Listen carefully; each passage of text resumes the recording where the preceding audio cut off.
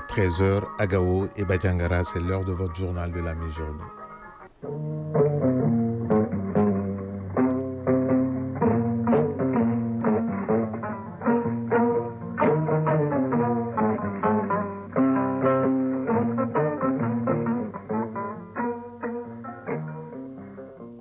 Le journal, Ousmane Daou. Mesdames et messieurs, bonjour à la une de ce 13h. Après les tirs d'obus sur la ville de Gao qui n'ont pas fait de perte en vie humaine, le gouverneur de la région sur le terrain pour soutenir et rassurer la population avec un seul message, le Mali restera debout face à l'adversité. Alou Idrissa Maïga nous en parlera. À Bandiangara, 19e région, le programme des Nations Unies pour le développement au plus près des populations pour la relance économique et le développement endogène. Pour ce faire, le PNUD a remis un lot d'équipements à 10 sociétés coopératives et réhabilité le groupe scolaire Mamadou Tolo. Akibou Koulibaly nous en dira plus. Au même moment, à Sikasso, la collectivité région fait parler son cœur à l'endroit des personnes démunies avec la distribution d'une importante quantité de vivres. Cette année, la valeur s'élève à 10 millions de francs CFA. Moussokoro Sérémé a assisté à la donation. Et puis le dossier de ce 13h ira à la découverte de 3 femmes qui se battent pour leur autonomisation au jour le jour. Pour le ramadan cette année, une cherche son pain dans la confection de mets, une autre dans la vente de galettes et la dernière dans la préparation de paniers appelés paniers ramadan. Awaditma Kamara nous dira le savoir-faire de ces femmes. Hors du Mali, en République démocratique du Congo, l'Angola veut servir de pont entre la RDC et le M23 pour que les deux parties fument le calumet de la paix. Pendant ce temps, le Rwanda rompt avec la Belgique ses relations diplomatiques. L'annonce a été faite ce matin par le ministre des Affaires étrangères du Rwanda. Et puis, le président américain Donald Trump annonce qu'il parlera demain avec le président russe Vladimir Poutine au téléphone depuis son retour à la Maison-Blanche. Une annonce confirmée par le Kremlin ce matin. En sport, on parlera essentiellement football avec la fin de la 15e journée du championnat national de Ligue 1 prévue cet après-midi, mais également des éliminatoires zone Afrique de la Coupe du Monde 2026. Les choses sérieuses commencent demain au Maroc pour les Aigles du Mali. Nous serons en direct avec notre envoyé spécial Foutigi Tunkara qui nous fera un premier point dans le nid des Aigles. Voilà pour le sommaire. Dans un instant, les détails. Lundi 17 mars 2025, 17e jour du mois de Ramadan 2025. Merci d'avoir choisi Radio Mali pour vous informer. Bienvenue. Tout d'abord, la prévision météo au Mali. La semaine du 17 au 23 mars 2025 sera caractérisée par un temps ensoleillé et particulièrement chaud. Le ciel sera clair à peu nuageux. La visibilité sera assez bonne dans l'ensemble du pays. Les températures maximales seront comprises entre 23 degrés et 28 degrés Celsius, tandis que les maximales seront comprises entre 39 et 45 degrés Celsius. Certaines localités du pays recevront la pluie, notamment les régions de Sikasso, Bougouni, Djoïla, Koulikoro, la partie sud de Kita et le district de Bamako.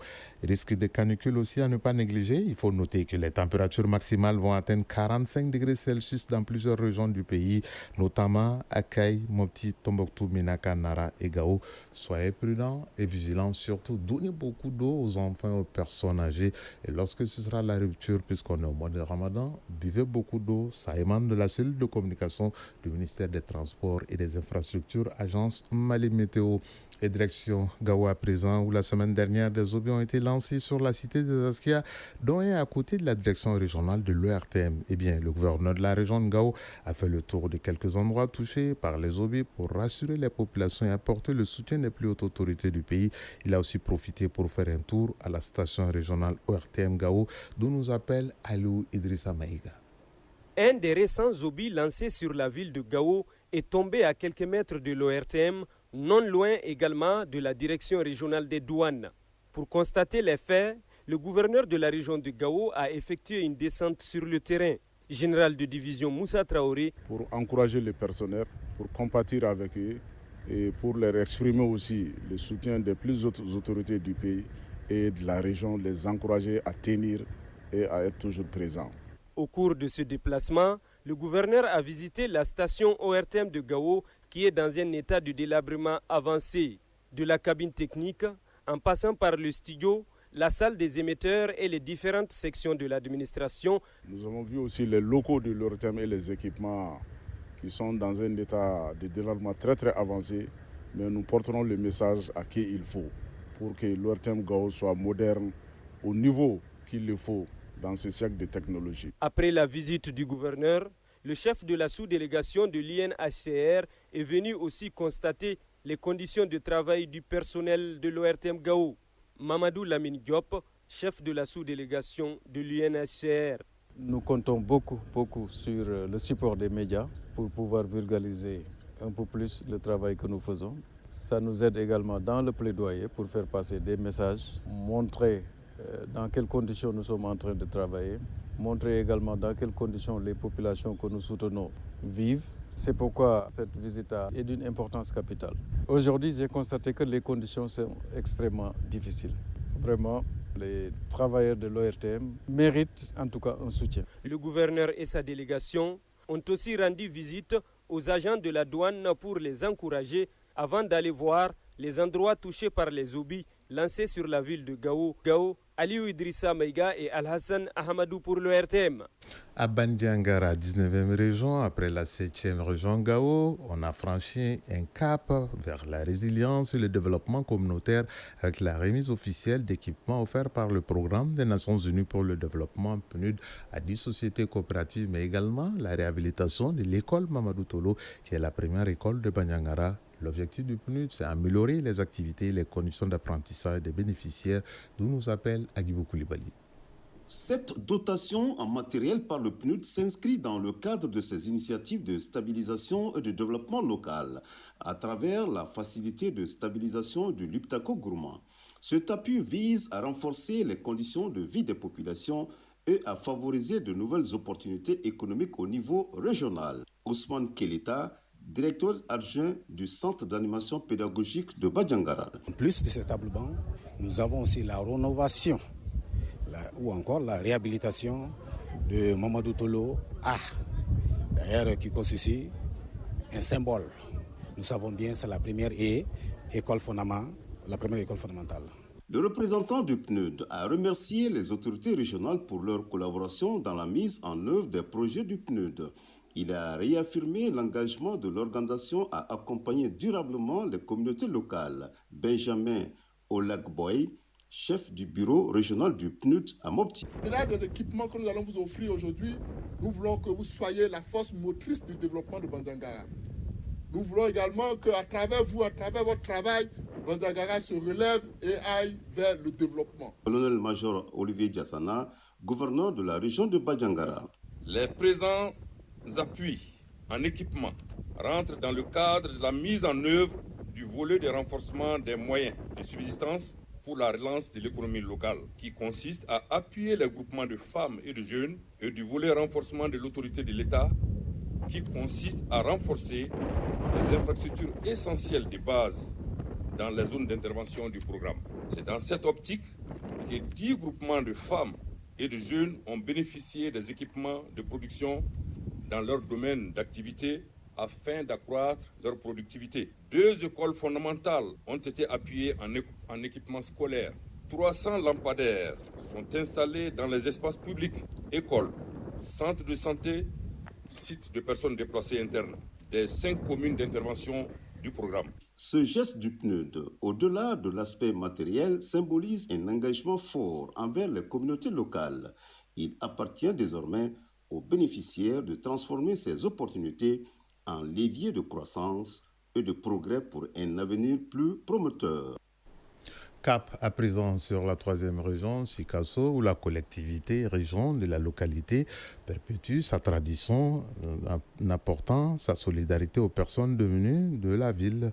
Elle a procédé ainsi à la distribution d'une importante quantité de vivres aux veuves, orphelins, des civils et militaires et des détenus cette année qui fait la particularité. Le tout s'élève à 10 millions de francs CFA. C'est ce que nous dit Moussokoro Sérémé depuis Sikasso. Solidarité, partage, compassion et espoir. En ce mois sacré de Ramadan et de Carême chrétien, ces valeurs prennent tout leur sens au Conseil régional de Sikasso. Ce sont au total 350 sacs de riz et de sucre, généreusement offerts à 2 associations des veuves civiles, aux veuves des militaires du Kantcheba et aux détenus de la maison centrale d'arrêt. Un élan du cœur, Yaya Bamba, président du conseil régional de Sikasso. Le conseil régional est le pôle du développement de la région et nous sommes obligés de penser à nos populations dans les périodes difficiles. Vraiment satisfaire ceux qui ont les larmes aux yeux. Cette action humanitaire envers les nécessités de la région vient réchauffer des cœurs et alléger des fardeaux. Sanogo Awadjalo, présidente de l'association des veuves et orphelins Hinesso. Ces veuves-là représentent beaucoup pour nous. Ça va changer leur vie. Lieutenant-colonel Alassane Touré, directeur régional de l'administration pénitentiaire et de l'éducation surveillée de Sikasso. Ça améliore les conditions de détention aujourd'hui pour nous. La valeur du don est estimée à 10 millions de francs CFA. La présente cérémonie de remise se tient en marge de la session ordinaire du compte administratif de la collectivité région de Sikasso. Sikasso, Msokoro Sereme et Suleiman Bamba pour l'ORTM. Comme vous le savez, le mois de Ramadan est un mois de forte consommation et on va parler justement de la journée mondiale dédiée aux consommateurs qui est célébrée tous les ans, le 15 mars. Et bien cette année, l'Association des consommateurs du Mali, ASCOMA, avec l'appui de l'Institut de recherche et de promotion des alternatives en développement, IRPAD, a organisé une rencontre sur le thème « Une transition juste vers des modes de consommation durable pour un large choix au sein des marchés régionaux de l'Afrique ». Ibrahima Kaoukonate pour les détails. L'occasion est bonne pour l'Association des consommateurs du Mali de rappeler les droits fondamentaux aux consommateurs. Abdelwahab Djakité, président de l'ASCOMA. Le droit à la sécurité, le droit à l'information, le droit à la représentation. Et cette journée nous permet de rappeler aux consommateurs qu'ils ont des droits et qu'ils peuvent les exercer. La célébration de cette journée se tient au moment où la nouvelle mesure de taxation a démarré.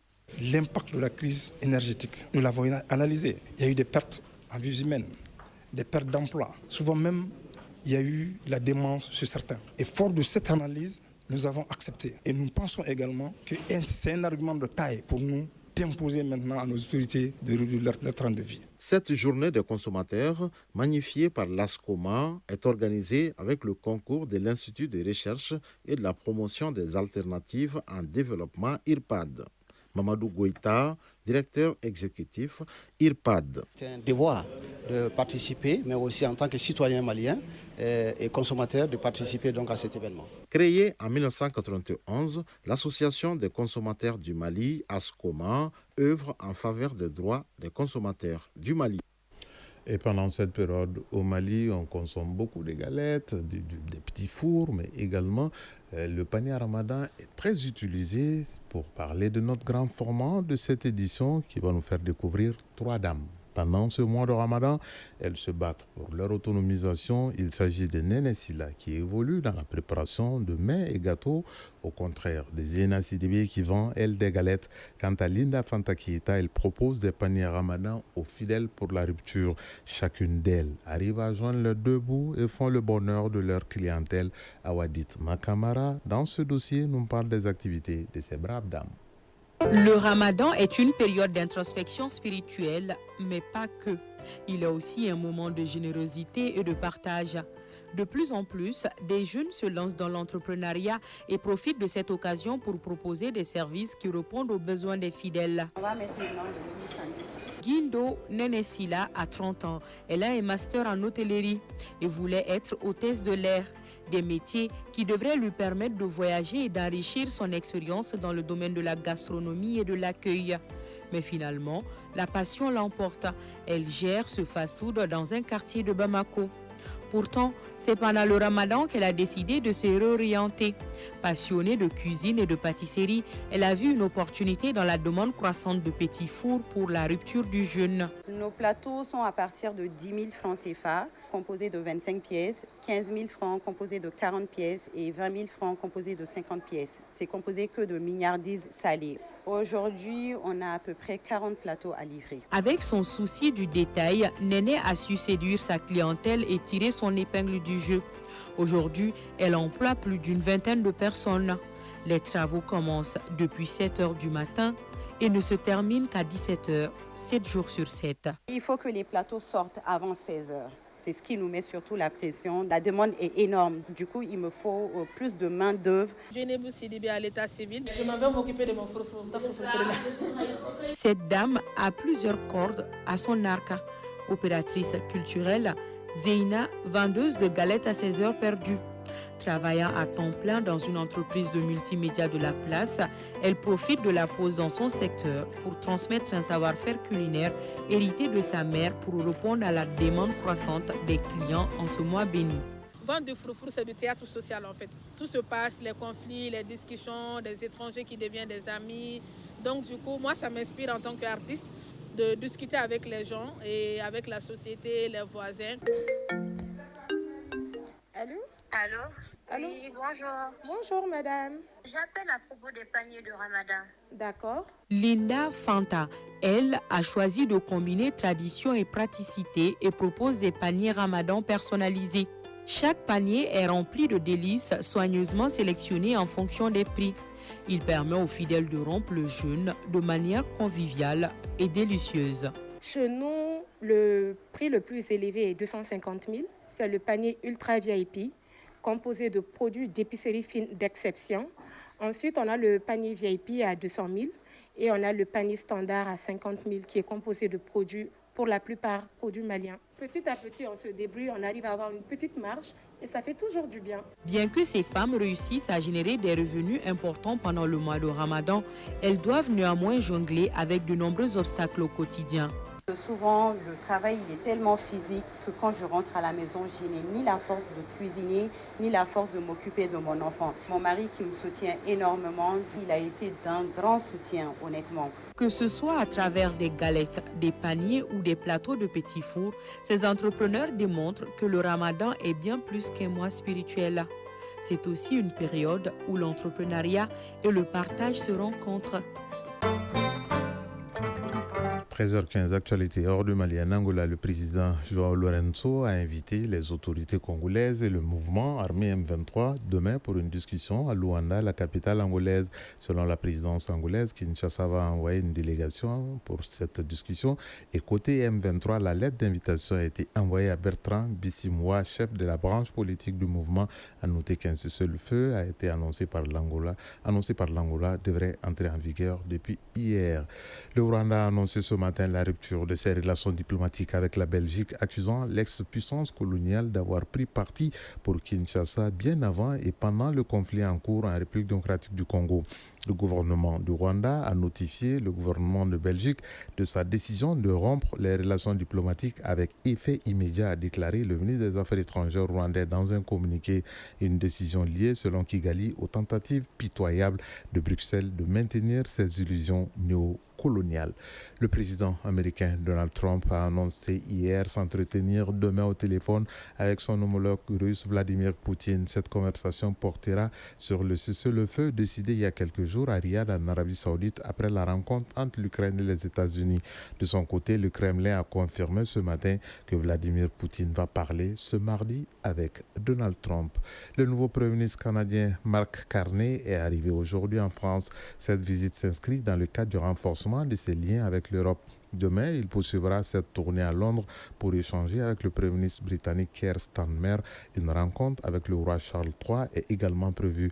Mark Carney, le nouveau Premier ministre canadien, a pris fonction vendredi dernier. Et puis, cette dernière nouvelle, le souverain pontife séjourne à l'hôpital Gemelli de Rome depuis le 14 février en raison d'une bronchite aggravée en pneumonie affectant ses deux poumons pour le 5e dimanche consécutif. Donc hier, le pape n'a pas été en mesure de présider la traditionnelle prière de l'Angelus devant les fidèles rassemblés sur la place Saint-Pierre. Il n'a pas non plus fait d'apparition à la fenêtre de sa suite papale située au 10e étage de l'hôpital Gemelli de Rome. Mais hier, tout de même, le pape François s'est dit affaibli et confronté à une épreuve dans un message de remerciement aux fidèles diffusé par l'hôpital Gemelli.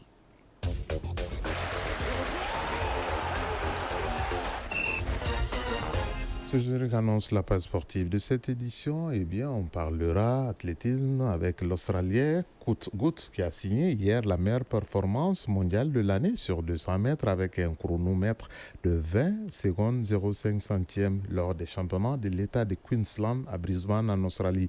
Alors qu'au plan national, la 15e journée du championnat national de Ligue 1 professionnelle en football se poursuit et prend fin cet après-midi avec 2 rencontres au stade Mamadou Konaté sur le continent. L'actualité, c'est bien sûr les éliminatoires de la Coupe du Monde 2026. Pour ce faire, les Aigles du Mali sont à Berkane, au Maroc, pour affronter les Comores après la République centrafricaine à Casablanca.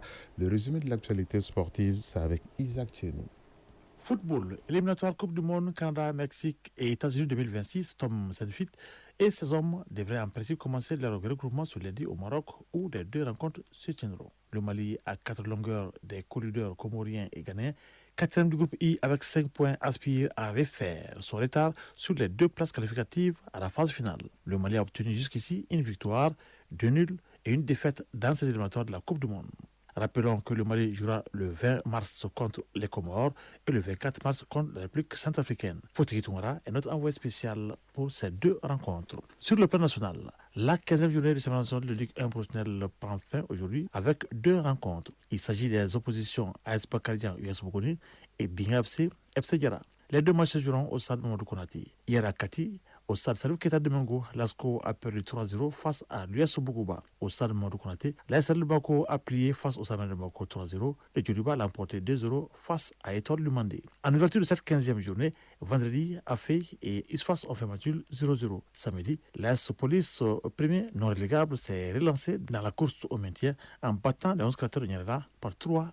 Athlétisme pour terminer. Un phénomène de sprint du nom de Goutte âgé de 17 ans a été découvert. Il a signé ce dimanche la meilleure performance mondiale de l'année sur 200 mètres qui est de 20 secondes 05 lors des championnats de Delta du Windlands à Brisbane. Le jeune sprinter s'est fait connaître en décembre avec le meilleur chrono de l'histoire sur 200 mètres pour un athlète de 16 ans en 20 secondes 04. Il avait alors fait mieux que la légende Usain Bolt 20 secondes 05 au même âge. Cette marque lui avait également permis de battre le record d'Océanie établi par Peter Norman en 20 secondes 06 lors des Jeux Olympiques en 1968. Le président de la Fédération internationale d'athlétisme, Sébastien Coe, avait d'ailleurs réagi à cette performance en déclarant que Goutte était un talent rare et précieux qu'il va falloir continuer à entretenir et à protéger. Le sprinter a d'ores et déjà réalisé les minimums fixés par World Athletics qui est de 20 secondes 16 pour les mondiaux de Tokyo prévus du 13 au 21 septembre.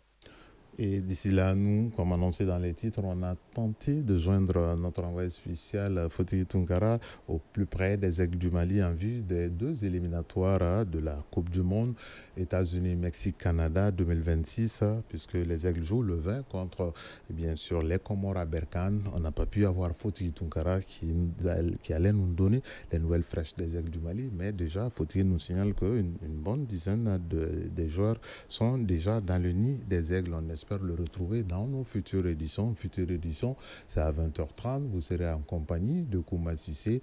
Il n'y aura pas de 22h30 comme jusqu'à la fin du mois de Ramadan. On vous souhaite un très bon après-midi. Ce journal vous a été présenté par Ousmane Daou et réalisation Draman Sanogo, Kouma Sissako. Mise en ligne Amadisso, mise en onde Alimata Ouattara. Gardez vos positions d'écoute dans un instant. Fatim Damile sera là pour les avis et communiquer. Bonne suite de Ramadan à toutes et à tous. Prions pour la paix au Mali. Chacun de nous ne peut être une étoile, mais tâchons de briller pour éclairer là où nous sommes. Tout le plaisir a été pour nous de vous servir. Au revoir et à très bientôt.